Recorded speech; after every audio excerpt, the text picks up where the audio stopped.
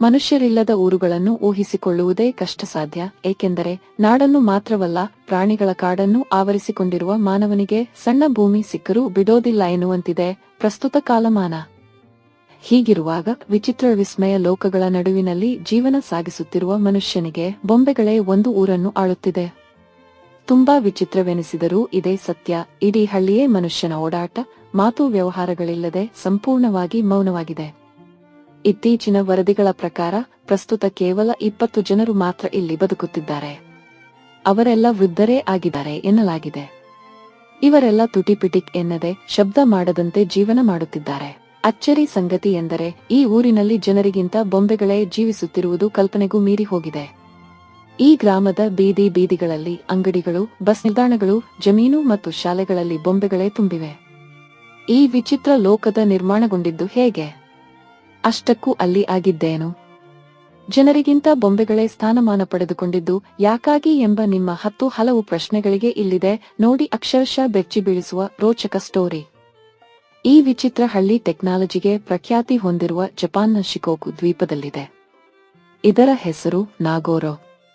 ಒಂದು ಕಾಲದಲ್ಲಿ ಈ ಗ್ರಾಮವು ಎಲ್ಲ ಹಳ್ಳಿಯಂತೆ ಸದ್ದುಗದ್ದಲದಿಂದ ಕೂಡಿತ್ತು.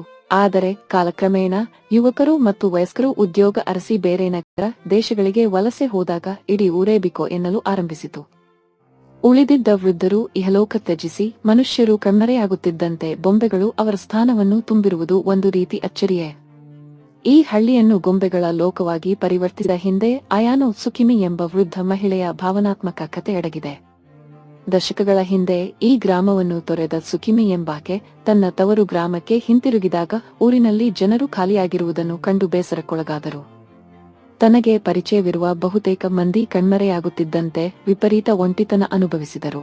ಇದರಿಂದ ಹೊರಬರಲು ಮಾನವ ಗಾತ್ರದ ಗೊಂಬೆಯನ್ನು ಮಾಡಿ ತನ್ನ ಮೃತ ತಂದೆಯ ನೆನಪಿಗಾಗಿ ಹೊಲದಲ್ಲಿ ಇರಿಸಿದಳು.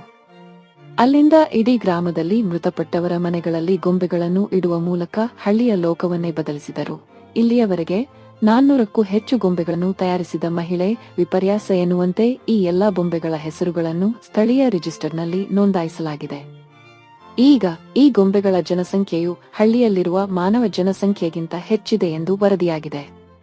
ಒಂದು ಕಾಲದಲ್ಲಿ ಅಷ್ಟಾಗಿ ಯಾರೊಬ್ಬರಿಗೂ ತಿಳಿಯದ ಈ ಊರು ಈಗ ಗೂಗಲ್ನಲ್ಲಿಯೂ ಲಭ್ಯವಿದೆ. ಮನುಷ್ಯರಿಲ್ಲದ ಊರು.